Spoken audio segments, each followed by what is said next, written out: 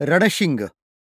हिंदू संघटकांनी आपल्या राष्ट्राचा इतिहास कसा लिहावा नि वाचावा या सर्वसाधारण प्रश्नावरच एक प्रबंध लिहावा असा विचार माझ्या मनात अनेक वर्ष घोळत आहे. पण नैमित्तिक राजकारण नि समाजकारण हेच परिस्थिती प्राबल्यामुळे जीवनाचे मुख्य कर्तव्य होऊन बसले आणि ते पार पाडता पाडताच जीवनाचा दिवस संपत आला. त्या योगे जी अनेक साहित्याची नि विज्ञानाची आवडीची कामे राहून गेली, त्यातच हा प्रबंधही आजवर इच्छेचे फाटकापाशी अडकून पडला आहे. परंतु सध्या आपल्या हिंदू राष्ट्राच्या अस्तित्वासाठी सुद्धा जी झुंज अनिवार्य झाली आहे, ती लढण्यासाठी इतर साधनांप्रमाणेच प्रत्येक हिंदू संघटकाला आपल्या हिंदुस्थानचा इतिहास कसा लिहावा नि वाचावा, हिंदू संघटनाला वर्तमान काळात अधिक बलशाली करण्यासाठी भूतकाळाचा कुठवर नि कसा उपयोग करून घ्यावा हे कळणे अगदी अवश्य आहे. नाहीतर संघटनेच्या ठायी विघटना होण्याचे भय आहे. आपल्या हिंदुत्ववादाच्या बौद्धिक मांडणीमध्ये हिंदुस्थानचा इतिहास हिंदू संघटकांनी कसा लिहावा नि वाचावा हाही एक अध्याय अवश्य हवा. त्याविषयी या लेखात काही प्राथमिक विधेये म्हणजे पॉइंट्स तेवढी अगदी संक्षेपतः देत आहे. प्रत्येक हिंदू संघटकाने हिंदुस्थानच्या वैदिक कालापासून ते आजपर्यंतच्या इतिहासाचा हिंदुत्वाच्या विशिष्ट दृष्टिकोनातून अभ्यास केलाच पाहिजे. आपल्यापैकी जे पुढारी, पत्रकार, अध्यापक, शिक्षक, बौद्धिक वर्गचालक, वक्ते असे असतील, त्यांनी तर आपल्या इतिहासाचे विशेषज्ञ झालेच पाहिजे. देवदैत्य, देवदानव, सुरासुर, आर्यानार्य या द्वंद्वाचा अर्थ काय तो समजून घेतला पाहिजे. त्यांची युद्धे नि संधी होता होता उत्तरापथाचा नि दक्षिणापथाचा संबंध कसा आला, तेथेही संघर्ष नि समन्वय चालू असता यक्ष, राक्षस, किन्नर, नाग, अहिप, भूत, तक्षक प्रभृती उत्तरेतील नि दक्षिणेतील पौराणिक काळात उल्लेखलेल्या जाती एका महान भारतीय राष्ट्रात कशा समाविष्ट झाल्या. मोठमोठ्या सम्राटांच्या कधी उत्तरेकडून दक्षिणेकडे तर कधी दक्षिणेकडून उत्तरेकडे नि बळावलेल्या साम्राज्यामुळे या राष्ट्राच्या संस्कृतीत अनेक उपजातीय संस्कृती, चालीरीती, भाषा, विभाषा मिसळत जाऊन त्या सर्वांची मिळून एक महान भारतीय संस्कृती कशी उत्पन्न झाली. मनुस्मृतीत विस्तारशः वर्णिल्याप्रमाणे अनुलोम प्रतिलोमाच्या पद्धतीचे सहस्रावधी विवाह होऊन ब्राह्मण, क्षत्रिय, वैश्य, शूद्र यांचे रक्तबीजही एकमेकात कसे मिसळले. इतकेच नव्हे तर नव्या वन्य व अन्य जाती जशा जशा या भारतीय राष्ट्रात नि संस्कृतीत सामावू लागल्या, तसे तसे त्यांचे आपापसात रक्तसंबंध कसे जुळत गेले. क्षत्रिय भीमाचे हिडिंबा राक्षसीशी कोणीही न बहिष्कारलेले लग्न किंवा अर्जुनाचे मणिपूरच्या नागराजाच्या कन्येशी झालेले लग्न आणि अशा सुप्रसिद्ध उदाहरणांवरून नि अनुलोम आणि विशेषतः प्रतिलोम प्रथेवरून सिद्ध होणारी अशी अनेक सहस्रावधी लग्ने यांच्या योगाने हे भिन्न भिन्न लोक रक्तबीजानेही कसे एका महत्तम राष्ट्रात एकरूप पावले. सगळ्यांची मिळून एक संस्कृती, एक राष्ट्रीय भाषा, एक राष्ट्रीयत्वाची जाणीव कशी विकसित गेली.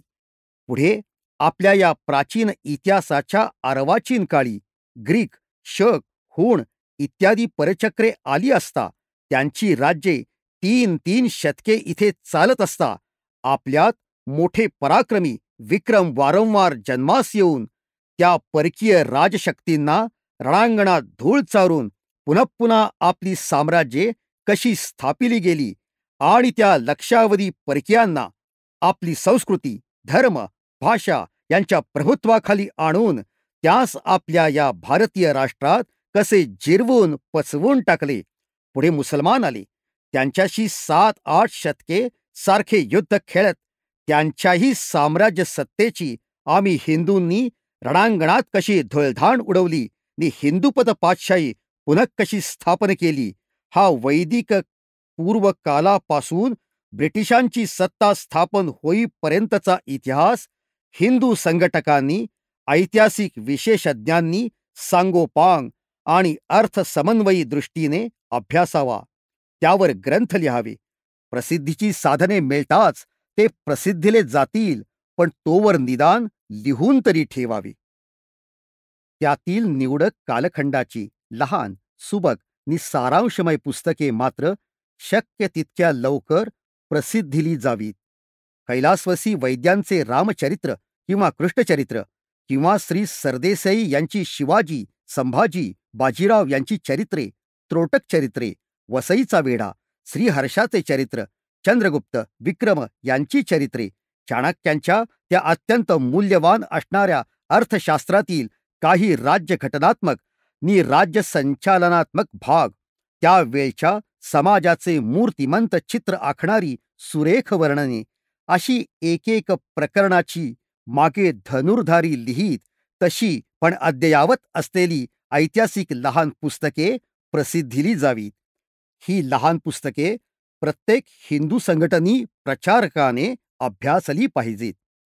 आपल्या या वेदपूर्वकालीन नि वेदकालीन आरंभापासून जो आजवर ह्या वर उल्लेखलेल्या आर्य, अनार्य, यक्ष, राक्षस, भूत, पिशाच, शक, यवन, हुण प्रभृती प्राचीन नि अनेक अर्वाचीन परकीय वा स्वकीय जातींची अत्यंत कौशल्याने घडवून आणलेली ह्या आपल्या आजच्या हिंदू राष्ट्रात जी सलग, समन्वित नि एकजीव परिणिती झाली आहे, ती जगाच्या इतिहासातील मानवी संघटनांचे एक अत्यंत आश्चर्यकारक उदाहरण आहे.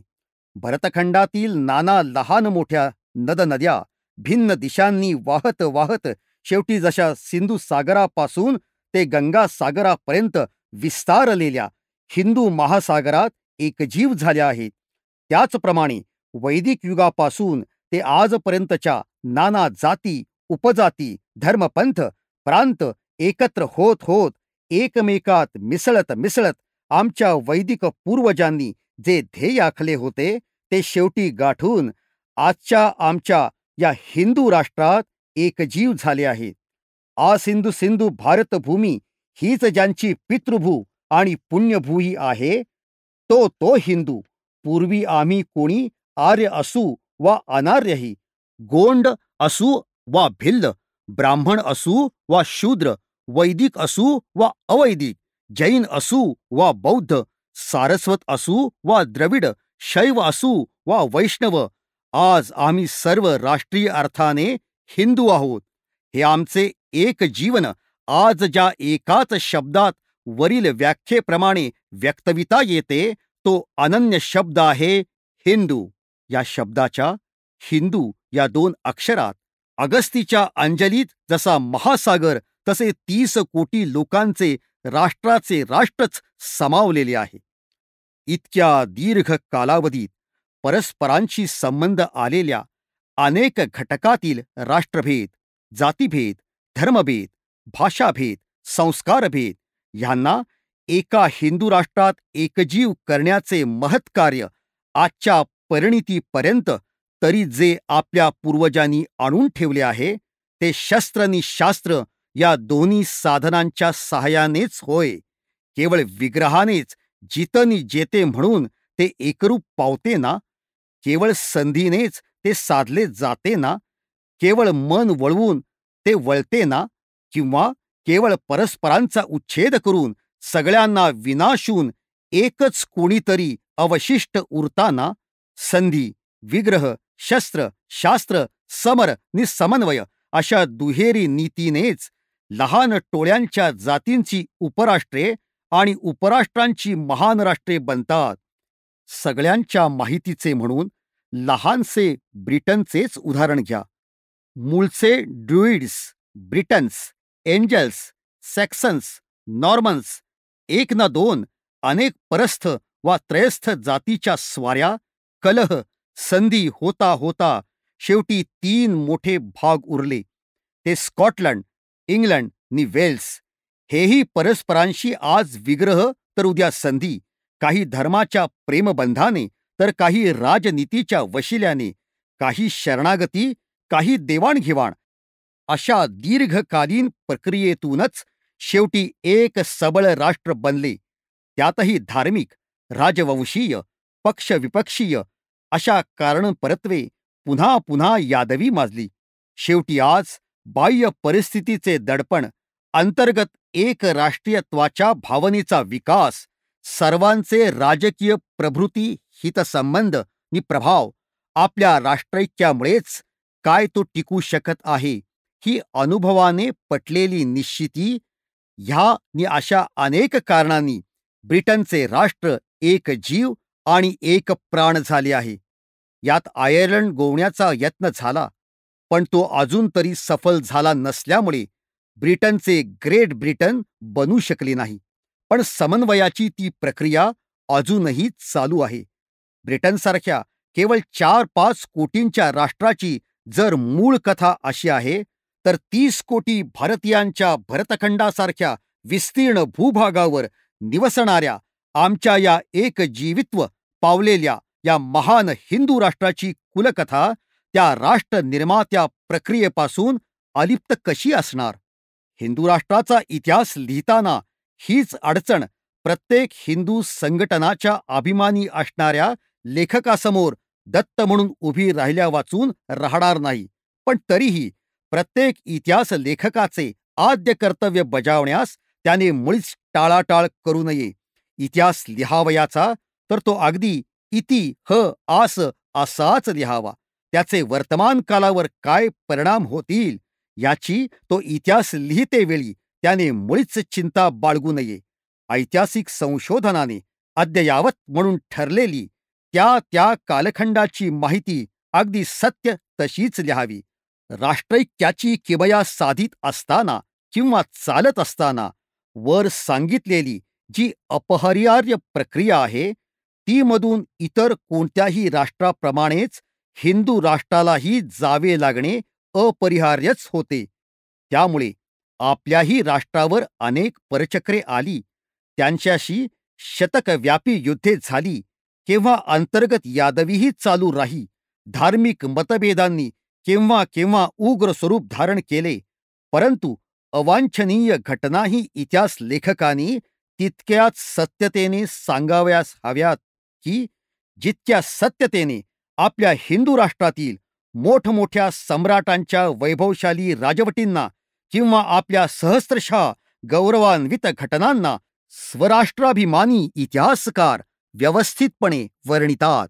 उदाहरणार्थ, इतिहासकार जरी स्वतःला आर्यवंशीय समजत असला तरीही त्याने पूर्वी अनार्यांशी झालेली युद्धे किंवा मोठमोठे अनार्य राजे, तत्वज्ञ, वीर होऊन गेले त्यांचे वर्णन यथावत केले पाहिजे. कारण आपण आज आर्यांचा व अनार्यांचा पक्षपाती इतिहास लिहित नसून हिंदू राष्ट्राचा इतिहास लिहित आहोत आणि या हिंदुत्वात पूर्वीचे आर्यानार्यदिक सारे वंश, त्यांच्या कुलकथा सम्मिलित आणि एकजीव झालेल्या आहेत. कोणी इतिहास लेखक वैदिक धर्माचा अभिमानी असेल, पण म्हणून त्याने पूर्वीच्या इतिहासातील आपल्या अवैदिक बुद्ध जैन धर्मियांशी वैदिक धर्मियांच्या काही वेळा झालेल्या विग्रहाचे वर्णन केवळ वैदिकांचीच बाजू उचलून धरण्यासाठी पक्षपाताने करू नये किंवा तसे विग्रह आपापसात काही वेळा झाले हे लपवूही नये. काही प्रसंगी बौद्धांनी परराष्ट्रांना आपल्या भारतावर स्वाऱ्या करण्यासाठी बोलावून किंवा तशा स्वाऱ्या झाल्या असता त्यांना सहाय्य करून स्वदेशाचे स्वातंत्र्य घालवण्याचा राष्ट्रद्रोह केला खरा.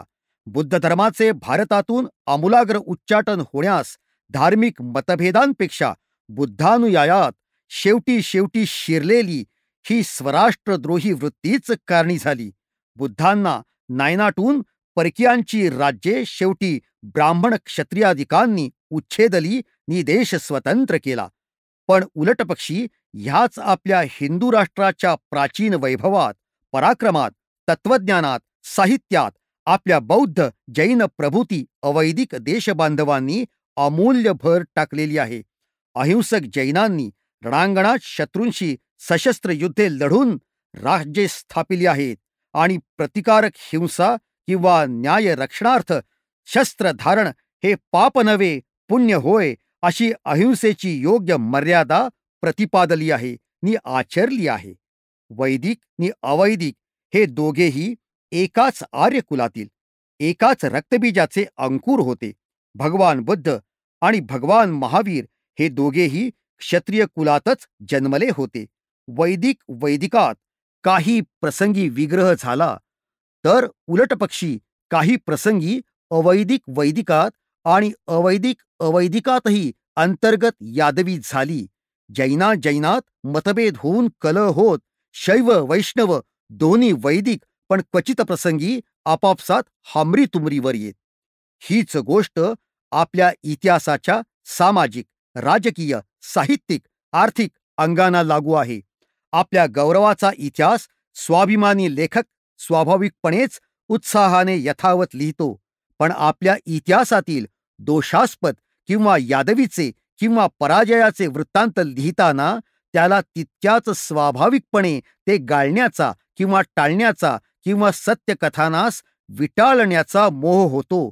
पण हिंदू संघटक इतिहासकारांनी तो मोह आवरावा.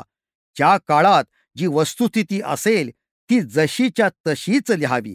इतिहासाचे सत्य स्वरूप लपवण्याच्या एका हास्यास्पद प्रयत्नाचे उदाहरण द्यायचे म्हणले तर काही काँग्रेसी मंडळींनी गांधीजींच्या विक्षिप्त दिग्दर्शनास अनुसरून आपल्या इतिहासावर लिहिलेली चोपडी पाहावीत. त्यामध्ये औरंगजेब, अलाउद्दीन प्रभृती शेकडो मुसलमान सत्ताधीशांनी केलेल्या हिंदूंच्या छळाचा नि त्यांच्या धर्मांध क्रूरतेचा उल्लेख सुद्धा नाही. मुसलमानी धर्म, सत्ता, सभ्यता ही किती निष्कलंक, न्यायशील नि थोर होती नि हिंदूंच्या चांगल्या रीतीने वागवण्यासाठी मुसलमानी नवाब, शहा नि बादशाह औरंगजेब सुद्धा किती अहममिकेने झटत ते दाखवण्याचा विक्षिप्त यत्न त्यात केलेला आहे. हिंदू नि मुसलमान अशा दोन धर्मांच्या नि राष्ट्रांच्या मध्ये एक घनचक्कर प्राणांतिक नि शतकव्यापी असे भयंकर युद्ध चालू होते. त्यात हिंदूंनी शेवटी मुसलमानी साम्राज्याचे तुकडे तुकडे उडवले याचा नामनिर्देशही नसतो. पण असा असत्य इतिहास लिहिण्याने कधी हिंदू नि मुसलमानातील तेढ मिटेल? जोवर त्या इतिहासाच्या हिंदू वाचकांना आजचे ताजे वृत्तपत्र उघडताच मलबारच्या दंग्याची किंवा पाकिस्तान परिषदेची बातमी वाचावी लागते, सीमेवरच्या हिंदूंच्या गावीच त्यांच्यावर मुसलमानी जमाती चालून येत आहेत, त्यांची घरे जाळीत आहेत, तोवर बिहार शरीफ सारख्या अनेक दंग्यातून मुसलमानांची आगळी घडताच संघटनांची नवी स्फूर्ती प्यालेले हिंदू हे मुसलमानांना दे माय धरणी ठाय करून सोडणारच. भागानगरवर हिंदुत्वनिष्ठे दळे चढाई करणारच. पाकिस्तानचे कब्रस्तान करण्याचा उठाव हिंदूंकडून होणारच. पण समजा हिंदू समाजाच्या संघटित शक्तीमुळे म्हणा किंवा इतर परिस्थितीमुळे म्हणा मुसलमानांना आपण अल्पसंख्य म्हणूनच अल्पशक्ती, तेव्हा या देशात आपल्यावर आधीच उदार असलेल्या हिंदू बांधवांशी शक्यतो गुण्यागोविंदाने नांदावे असे वाटले आणि हिंदू मुसलमान तसे उद्यापासून वागत राहिले तर केवळ मागे इतिहासात एकदा खरड्याची लढाई झाली होती म्हणूनच काय तो मराठ्यांचा दलभार खरड्याकडे वारावर वार करीत थोडाच चढाई करणार आहे? संधी होताच एका महिन्यात महायुद्धे संपून राष्ट्रातील शांततेचे नागरिक व्यवहार सुरळीत चालू लागतात. रशिया आज जर्मनीचा मित्र होतो तर उद्या शत्रू. राष्ट्रातील संधी विग्रह केवळ इतिहासाच्या आवृत्तीची हौस असते म्हणून होत नसतात. आजच्या परिस्थितीत अनुकूल काय प्रतिकूल काय ते पाहूनच आजचे व्यवहार चालत असतात. आज स्कॉटलंड, इंग्लंड, वेल्स मिळून ब्रिटन हे अभंग एक संघ एक जीव राष्ट्र झाले. पण म्हणून तेथील कोणत्याही शाळातून वा ग्रंथालयातून त्यांची परस्परात झालेली तुंबळ स्वातंत्र्ययुद्धे, धर्मयुद्धे, वाकयुद्धे याचे सविस्तर उल्लेख असलेल्या इतिहासांना काही बहिष्कारून वा जाळून टाकलेले नाही किंवा ते मागचे कलह वाचून विद्यालय सुटताच बाहेर पडणारे इंग्लिश, स्कॉच, वेल्श विद्यार्थी एकमेकांची डोकी फोडू लागत नाहीत, कारण इतिहास शिकवतानाच तो वाचावा कसा, उपयोजावा कसा आणि त्याचे आपल्या उन्नतीसाठी कोणते तात्पर्य काढावे हेही शिकवले जाते. म्हणूनच ते मागचे अंतर्गत यादवीचे, त्याने सत्यतेचे वृत्तांत वाचलेले असताही ते आजचे एकसंघ झालेले ब्रिटन एकाच ब्रिटिश ध्वजाखाली उभे राहून rule Britannia, Britannia rules the waves, Britons never shall be slaves असे आपले राष्ट्रगीत एकस्वराने गात आहेत. मागच्या पिढ्यातील वैराचे सत्य जर आम्हास कळले तर या पिढीतही मनुष्य एकमेकाचे वैर करू लागतील. म्हणून असे इतिहास लिहूच नयेत असे ज्यांना वाटते त्यांना कळत नाही की कागदावर लिहिलेले इतिहास फाडले तरी ते दगडावर कोरलेले आहेत. त्या दगडांचे चूर्ण केले तरी इतिहास मरतोच असे नाही. भाषेत, वाक्प्रचारातून, चालीरीतीमध्ये, जातीय स्मृतींच्या रोमारोमात तो भिनलेला असतो. मूर्तिभंजकांचे दुर्बल हात सहसा न पुरतील इतका वर आकाशात उंच उंच अशोकाच्या स्तूपावर तो विराजित असतो, किंवा भूगर्भातील खोल खोल मोहंजोदडो सारख्या पाताल मंदिरात त्याची ग्रंथालये सहस्रावधी वर्षे अभंगची अभंग नांदत असतात. शक्य तितक्या सत्यास धरून इतिहास लिहित असता विशेषतः आपल्या हिंदू राष्ट्राच्या इतिहासामध्ये कुशल लेखकाला असे कालखंड पाहता येतील की ज्या योगे आपल्या हिंदू जातीची संघटना, व्यापकता, गौरव नि प्रभाव हे एकंदरीत पहिल्या कालखंडाहून अधिक सरस आणि अधिक उठावदारच होत गेले हे वाचकांच्या ध्यानात सहजच यावे. त्यातही आपल्या हिंदू राष्ट्राचा इतिहास असा आहे की प्रत्येक मोठ्या बहिर्गत व अंतर्गत संकटानंतर आपण जेव्हा जेव्हा ग्रहणामधून सूर्य बाहेर पडतो तसे बाहेर पडलो, तेव्हा तेव्हा आपले हिंदू राष्ट्र पूर्वीपेक्षा संख्याबळाने आणि गुणबळाने, पराक्रमाने आणि सश्रिकतेने अधिकच विशाल, विस्तृत आणि भास्वान होऊन बाहेर पडत गेले. ह्या अशा कुशलतेने पाडलेल्या कालखंडाच्या समारोपात शेवटी त्या काळाच्या इतर देशांचीही सत्यस्थिती नि आपल्या दिग्दर्शनास अवश्य ती माहिती द्यावी, म्हणजे तुलनात्मक दृष्टीनेही आपल्या सतत चढत्या बढत्या हिंदू राष्ट्राची सत्य असेल तितकी श्रेष्ठता उठावदार दिसेल. जसे हुणांनी सारे युरोप पादाक्रांत केले, रोमन साम्राज्य धुळीस मिळवले, पण त्यांना शेवटी धूळ चारली हिंदू राष्ट्रानेच. नर्मदेखाली तर त्यांना उतरू सुद्धा दिले नाही. सारे भारतवर्ष असे त्यांना बघता सुद्धा आले नाही. तीच गोष्ट मुसलमानांची. त्यांनी अरब, सिरिया, इराण, आफ्रिका, मोगल, तारतार, तुर्क मुसलमानमय करून टाकले, पण 7 शतके झुंजूनही हिंदुस्तान हिंदुस्तानच राहिले. त्यांच्या विषारी आक्रमणाची लाट शेवटी थोपवून फोडून त्यांचे राजस्व उच्छेदून आपले स्वत्व राखले. असे हिंदू राष्ट्रानेच काय ते. इतर प्राचीन राष्ट्रे पार पिचून मरून गेली, मुसलमानमय झाली.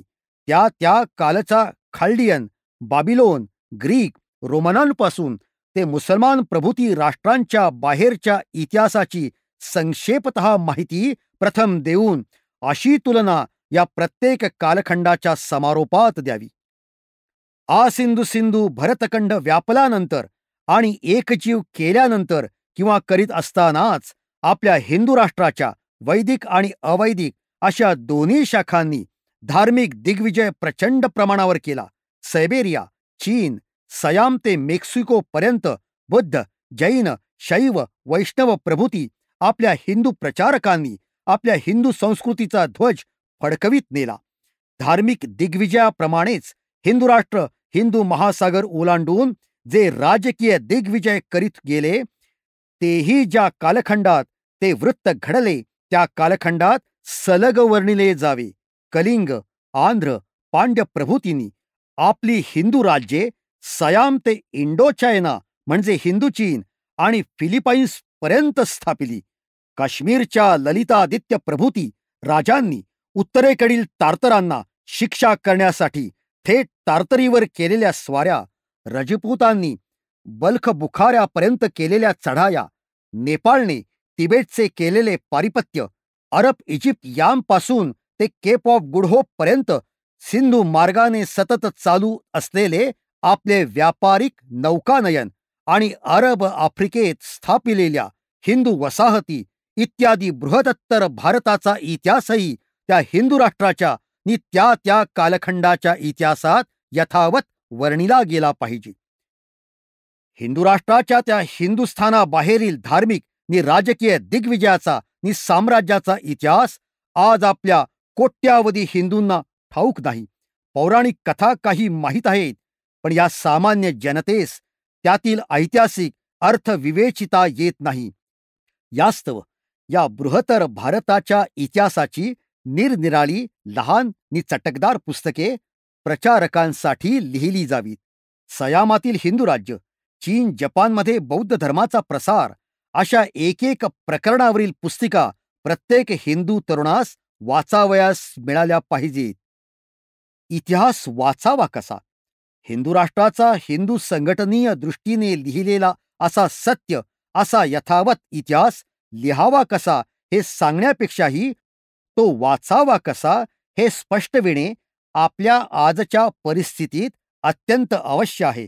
हिंदू राष्ट्राचा इतिहास उचलताच प्रथमतः ही भावना मनात उद्भवली पाहिजे की हा माझ्या अखिल हिंदू जातीचा इतिहास आहे. तो केवळ ब्राह्मणांचा नव्हे, केवळ जैनांचा, लिंगायतांचा, आर्यांचा वा द्रविडांचा, बंगालांचा वा गुजरातचा नसून मागे वर्णिल्याप्रमाणे तो आज या सर्वांचे व्यक्तित्व ज्यात विलीन झाले आहे, हे सर्व प्राचीन अर्वाचीन घटक मिळून जे समन्वित, संघटित, एक जीव असे हिंदू राष्ट्र बनले आहे, त्या हिंदू राष्ट्राचा आहे. अखंडनीय हिंदुस्थानचा आहे. यातील गुण, दोष, मान, अपमान हे आता आपणा हिंदू मात्रांची सामाजिक मत्ता झालेली आहे. पूर्वी प्रांतांची स्वतंत्र राज्ये असत, पण आता ती सर्व मिळून एक अखंड हिंदुस्थान हेच काय ते सर्वांचे एक नि अनन्य राष्ट्र, एक नि अभंग देश, आमची सर्वांची पितृभू नि पुण्यभू झालेली आहे. शिखांचे अमृतसर, वैदिकांची काशी, बौद्धांची गया ही सारी आम्हा हिंदूंची सामायिक नि सारखीच पूज्य क्षेत्रे होत. आमच्या भूतकालीन निरनिराळ्या उपराष्ट्रांची जात, गोत, पंथांची सामायिक अभिदा व्यक्तविण्यासाठी आसिंधू सिंधू अशी ज्याची विशाल व्याप्ती आहे, तो हिंदू शब्द प्रचलित झाला. आपल्या भूतकालीन सर्व लहान सहान उपराष्ट्रांचे नि राज्यांचे एकीकरणच नव्हे, तर एक जीवीकरण होऊन हे हिंदू राष्ट्र प्रकटले आहे. हिंदू राष्ट्राच्या इतिहासाचे खरे स्वरूप आकलण्यास्तव समष्टिक भावनेच्या प्रकाशातच तो जसा वाचला पाहिजे, तसेच आपण तो वाचित आहोत तो इतिहास आहे ही जाणीव एकसारखी जागृत ठेवली पाहिजे. जे मागे घडले ते यात यथावत नि यथाप्रमाण लिहिले आहे. आज काय घडावयास पाहिजे ते भूतकाळ सांगणारे नसून तो प्रश्न आपण सोडविला पाहिजे. वर्तमान कालाने भूतकाळात त्या त्या वेळच्या भिन्न भिन्न परिस्थितीप्रमाणे आपल्या तत्कालीन पूर्वजांना जे जे योग्य वाटले ते ते त्यांनी केले. आज जर परिस्थिती भिन्न असेल तर धार्मिक, सामाजिक वा राजकीय प्रकरणी आपण आपल्या हिंदू राष्ट्राच्या हिताला जे अनुकूल असेल तेच आचरिले पाहिजे. त्या त्या विगत कालखंडात आमचे आपापसात काही धर्मकलह झाले असतील, जैन बौद्धांची भांडले असतील, ब्राह्मण क्षत्रियांचे कलह क्वचित झाले असतील, ब्राह्म क्षत्रिय शक्ती एकत्र होऊन वैदिक अवैदिकांशी झगडले असतील, त्यावेळेस उत्तर सम्राट श्रीहर्ष आणि दक्षिण सम्राट श्री पुलकेशी यांच्या एकमेकांवर स्वाऱ्या झाल्या असतील, पण भूतकालात हे घडले म्हणून आज ती जुनी वैरे का कोणी उकरून काढणार आहे? त्या काळी काही परिस्थितीत आज अन्याय्य वा अवास्तव ठरणाऱ्या रूढी किंवा जातीधर्म हे त्या त्या मागच्या कालखंडात किंचित अत्यंत आवश्यक किंवा अपरिहार्य किंवा उपकारकही ठरले असतील, पण तेवढ्यासाठीच काय त्या त्या रूढी किंवा ते ते जातीधर्म आजही आपण पाळावयाचेच की काय? पूर्वीपासून हिंदू राष्ट्राच्या एकीकरणाची, प्रगटीकरणाची जी महान प्रक्रिया आश्चर्यकारक बुद्धिमत्तेने नि प्रबलतेने आपल्या पूर्वजांनी चालवली, तिलाच अनुसरून हिंदू राष्ट्राच्या संघटनास आजच्या परिस्थितीत अस्पृश्यता, जन्माधिष्ठित जातीभेद इत्यादी अनेक चालीरीतींना नि जातीगत धर्माधर्मांना आम्ही ते आज विघटक होतात म्हणून बदलले पाहिजे. बुद्ध धर्माची नि वैदिक धर्माची ज्या कालखंडात काही धार्मिक नि बहुतांशी राजकीय नि राष्ट्रीय कारणांनी लढाई जुंपली नि शेवटी बौद्धाचा पाडाव होऊन त्यांच्यापासून त्या काळी कोसळू पाहणारे राष्ट्रीय संकट निवारले गेले, तेव्हा पुढच्या कालखंडात हिंदू राष्ट्राच्या समन्वय प्रक्रियेमध्ये याच भगवान बुद्धांना 10वा अवतार म्हणून समाविशले गेले. तेव्हा हिंदू राष्ट्राचा इतिहास वाचताना हिंदू संघटकांनी अशा समन्वय दृष्टीने वाचावा.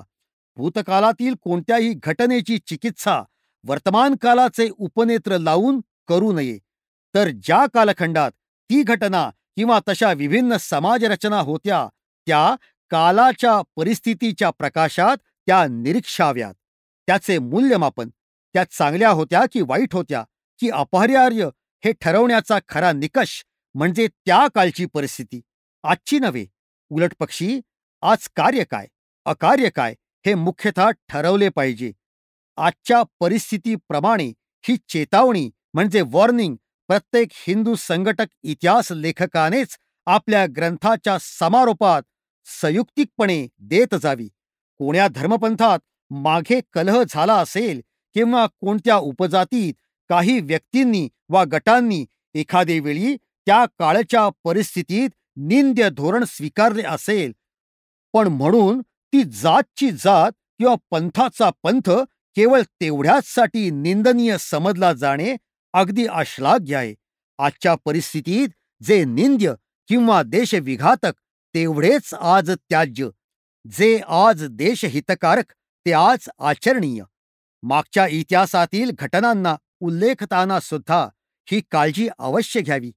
आमच्या आपापसातील कलहाचा कोळसा पुन्हा पुन्हा उगाळीत बसण्याचे शक्यतो टाळावे आणि ज्या घटनांच्या वर्णनाने आजचे आपले हिंदू संघटनाचे कार्य अधिक बळकट होईल, हिंदूंची परस्पर प्रीती, सहकार्य, एकराष्ट्रीत्वाची भावना ही वाढीस लागतील, अशाच आपल्या सर्वांच्या गौरवाच्या गोष्टी आज उपकारक ठरणाऱ्या राष्ट्रीय कुलकथा आजच्या लेखातून उल्लेखल्या जाव्यात.